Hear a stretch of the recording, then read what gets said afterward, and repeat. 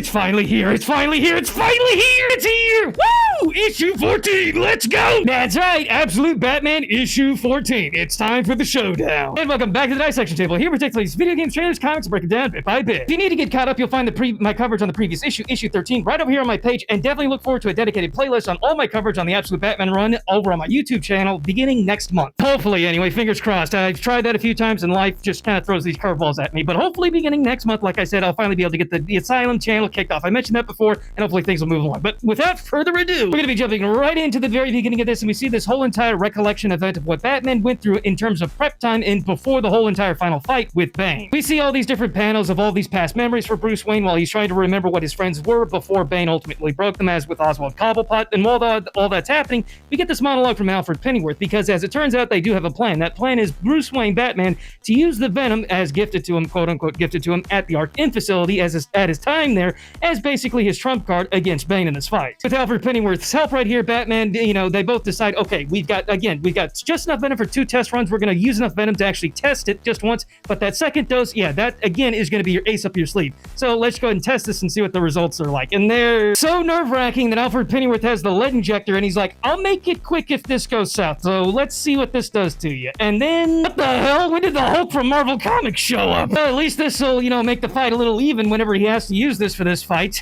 Dear God. And it's not just Batman going through all this prep time. Even the mayor has to step up and everything right here. Basically, they come on television. They basically say, yeah, Batman, he hijacked our signals in the previous issue. Again, check my channel for that. It basically says, yeah, he said, like, come one, come all to this big, beautiful fight between me, Batman, the Dark Knight of Gotham against this other guy called Bane and stuff. And yeah, basically, they come on television and they say, everybody stay clear of this. But then the news also says that, yeah, there is no fight happening, but they still want everybody to keep clear of this arena. That seems kind of hypocritical. That to me says that, yeah, there is a fight that's going to be going down. We need to get the popcorn and we need to get the really good seats. They also tease right here Nightwing as well. We did see him as an MT in a previous issue. I think it was around issue 4 or 5. So yeah, it's been a minute, but they are confirming that, yeah, he is here and he's kind of keeping up with the news and everything. So we're probably going to be getting him in the future sooner rather than later. So yeah, Batman's going through his prep time. His friends have his back, but Selena Kyle, she pulls a Norman Osborn right here talking to one of Batman's helmets, and she's like, do you have a plan? So everybody's a little on edge with all this. And even despite Dr. Arkham's warnings, that does confirm that Batman does have enough Venom in his system for, again, 2 transfusions. Bane, he doesn't worry. He's not worried. In fact, he's kind of excited because the moment he can prove that he's up to par to what they want, for Joker, what he wants from Batman basically as Bane's replacement here, the sooner they get that confirmation, the sooner they can recapture him, Bane can go back home to Santa Prisca. He's kind of Joker's prisoner here. No, not even kind of. Joker actually kind of has Santa Prisca under his thumb, and basically he has the whole entire island of Santa Prisca as basically his kind of quote-unquote bargaining chip with Bane.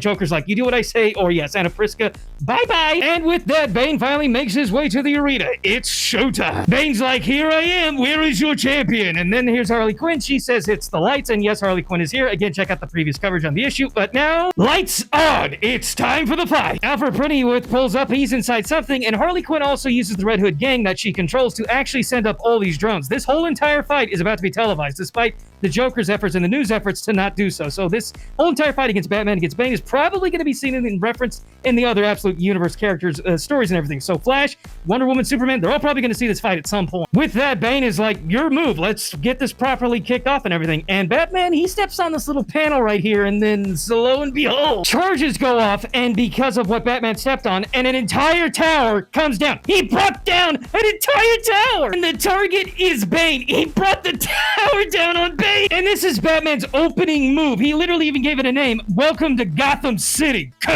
Boom! From here, all hell breaks loose. We get this beautiful parallel story of Waylon Jones when he was going up against Billy Babowski. I know I'm butchering the name there. He's a well-known minor, thug hired by a lot of the villains in the Batman universe. But yeah, there's that parallel story happening while this fight's kicking off. Alfred rolls in with the Batmobile, and Bane goes full Titan mode. Yeah, dropping a tower down on top of this guy doesn't seem like so much as overkill now, does it? Alfred rolls in with the Batmobile, fires off these harpoons, and he's trying to do some work right here. Again, fires off these harpoons, lands the hits on Bane right here. Kind of hard to hit him, considering, again, Titan mode. This is the harpoons to literally reel in the Batmobile, and don't forget, this is like a big construction, tank, essentially, on 4 wheels. So the Batmobile, it's not small, it's huge. in comparison to Bane's Titan body right here, and it lands in and it does some damage here, but Bane flips the whole thing and sends it tumbling. He literally is able to send this, again, huge Batmobile just flying, and during the whole entire, rumble and tumble and everything, Alfred does confirm that his injuries, the harpoon injuries made by the Batmobile, healed almost instantly. So in this giant Titan mode for Bane, he pretty much has a healing factor. But even after seeing his whole entire whip, again, a tank on 4 wheels, get flipped and sent flying, Batman, he stands his ground and he sends him one of those spikes from his cape, heals himself in, and even manages to kind of like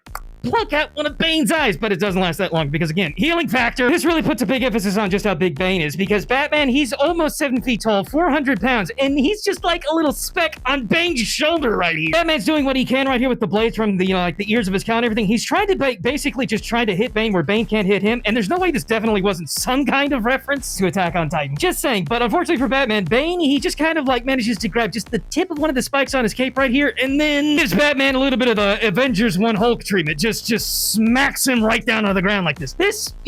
No human would survive this. I mean, again, Batman's almost 7 feet tall, actually, as it turns out, with this whole armor and everything, and he's the size of Bane's hand. Now it's time to bring out the big help right here for Batman. Harley Quinn even says, bring out the green machine. That's right, Waylon Jones' Killer Croc pulls up the bait that Batman used to lure him here. Did work, and now he's got some backup, some much-needed help right here. Somehow, some way, this is what makes this a fair fight, when you have to bring in Killer Croc like this. Okay, now we're getting good. Batman brings his axe to bear right here. I'm guessing he was probably targeting nerves right here. Otherwise, I don't know what you're trying to do, man.